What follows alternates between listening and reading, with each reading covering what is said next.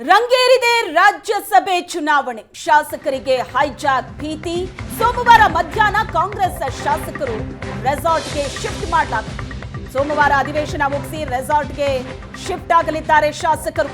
ಅಡ್ಡ ಮತದಾನದ ಆತಂಕದ ಹಿನ್ನೆಲೆಯಲ್ಲಿ ಶಾಸಕರನ್ನ ರೆಸಾರ್ಟ್ಗೆ ಶಿಫ್ಟ್ ಮಾಡಲಾಗಿದೆ. ಬಿಜೆಪಿ ಜೆಡಿಎಸ್ ಮೈತ್ರಿ ಪಕ್ಷಗಳಿಂದ ಶಾಸಕರ ಹೈಜಾಕ್ ಭೀತಿ ಇರೋದ್ರಿಂದ ಕಾಂಗ್ರೆಸ್ ಶಾಸಕರ ಮತಗಳನ್ನ ಸೆಳೆಯಬಹುದು ಅನ್ನೋ ಆತಂಕ ಎದುರಾಗಿದೆ. ಈಗ ಕಾಂಗ್ರೆಸ್ ಶಾಸಕರನ್ನ ಸೋಮವಾರ ರೆಸಾರ್ಟ್ಗೆ ಶಿಫ್ಟ್ ಮಾಡಲಾಗಿದೆ.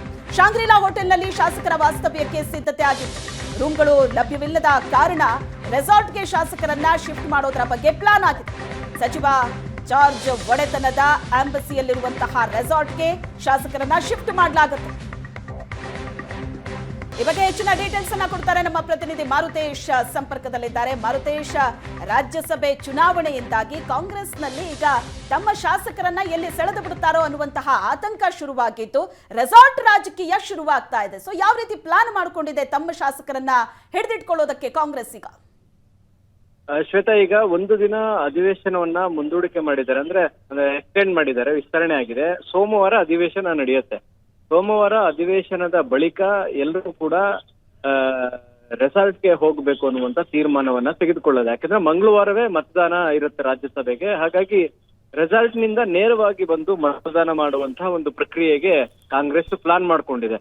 ಸೊ ಸದ್ಯ ಈಗ ಜಾರ್ಜ್ ಒಡೆತನದ ಎಂಬೆಸಿ ಗಾಲ್ಫ್ ಲಿಂಕ್ ನಲ್ಲಿರುವಂತಹ ಒಂದು ರೆಸಾರ್ಟ್ ಅನ್ನು ಕೂಡ ನೋಡ್ಲಾಗ್ತಾ ಇದೆ. ಇದರ ಜೊತೆಗೆ ಬಿಡದಿಯ ಈಗಲ್ಟನ್ ರೆಸಾರ್ಟ್ ಅನ್ನು ಕೂಡ ನೋಡಿದ್ದಾರೆ. ಇದರ ಜೊತೆಗೆ ಯಲಹಂಕದಲ್ಲಿ ಒಂದು ಮತ್ತು ಮಾನ್ಯತಾ ಟೆಕ್ ಪಾರ್ಕ್ ಬಳಿ ಒಂದು. ಇದರಲ್ಲಿ ಯಾವುದು ಫೈನಲ್ ಆಗುತ್ತೆ ಅನ್ನುವಂಥದ್ದು ಸದ್ಯಕ್ಕಿರುವಂತ ಮಾಹಿತಿ. ಈ 4 ರೆಸಾರ್ಟ್ ನಲ್ಲಿ ರೂಮ್ಗಳ ಅವೈಲಬಲ್ ನೋಡ್ತಾ ಇದ್ದಾರೆ.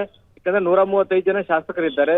ಈಗಾಗಲೇ ಹಿಂದೆ ನಡೆದ ಶಾಸಕಾಂಗ ಸಭೆಯಲ್ಲಿ ಹೇಳಿರೋ ಹಾಗೆ ಸಿಎಂ ಡಿಸಿಎಂ ಹಾದಿಯಾಗಿ ಎಲ್ಲರೂ ಕೂಡ ಹೋಗೋಣ ಅನ್ನುವಂಥದ್ದು ಹೇಳಿದೆ. ಯಾಕಂದ್ರೆ ಬರೀ ಶಾಸಕರು ಹೋಗೋದು, ಸಚಿವರು ಬರದೇ ಇರುವಂತದ್ದು, ಈ ತರದೆಲ್ಲ ಆಗೋದ್ರಿಂದ ಗೊಂದಲ ಆಗೋದು ಬೇಡ ಅನ್ನುವ ಕಾರಣಕ್ಕೆ ಎಲ್ಲರೂ ಹೋಗೋಣ ಅನ್ನುವಂತ ಸೂಚನೆಯನ್ನ ಕೊಟ್ಟಿದ್ರು. ಅದರಂತೆ ಈಗ ಹೋಟೆಲ್ ಫೈನಲ್ ಎಲ್ಲರೂ ಕೂಡ ಸೋಮವಾರ ಮಧ್ಯಾಹ್ನದ ಬಳಿಕ ಅಧಿವೇಶನ ಅಡ್ಜರ್ನ್ ಎಲ್ಲರೂ ಕೂಡ ನೇರವಾಗಿ ರೆಸಾರ್ಟ್ಗೆ ತೆರಳುತ್ತಾರೆ. ಅಲ್ಲಿ ಒಂದು ಸಭೆ ಇರುತ್ತೆ. ಸಭೆಯಲ್ಲಿ ಹೇಗೆ ವೋಟ್ ಮಾಡಬೇಕು ಮತ್ತು ಯಾಕಂದ್ರೆ ಕಾಂಗ್ರೆಸ್ಗೆ ಇರುವಂತದ್ದು 45 ವೋಟ್ ಹಾಕಿದ್ರು 135 ಆಗುತ್ತೆ. 3 ಜನ ಎಕ್ಸ್ಟ್ರಾ ಹಾಕಿದ್ರು ಕೂಡ 46 ಒಬ್ಬೊಬ್ಬರಿಗೆ ವೋಟ್ ಹಾಕ್ಬೇಕು.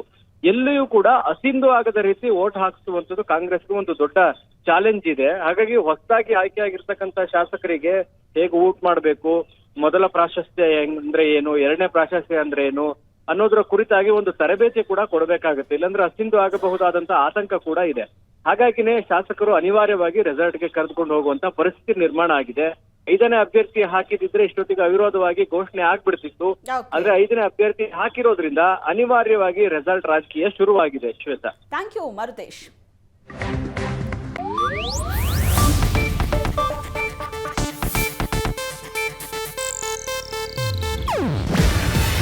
ಇದು ಏಷ್ಯಾನೆಟ್ ನ್ಯೂಸ್ ನೆಟ್ವರ್ಕ್ ಪ್ರಸ್ತುತಿ. ನೀವು ನೋಡ್ತಿದ್ದೀರಾ ಏಷ್ಯಾನೆಟ್ ಸುವರ್ಣ ನ್ಯೂಸ್.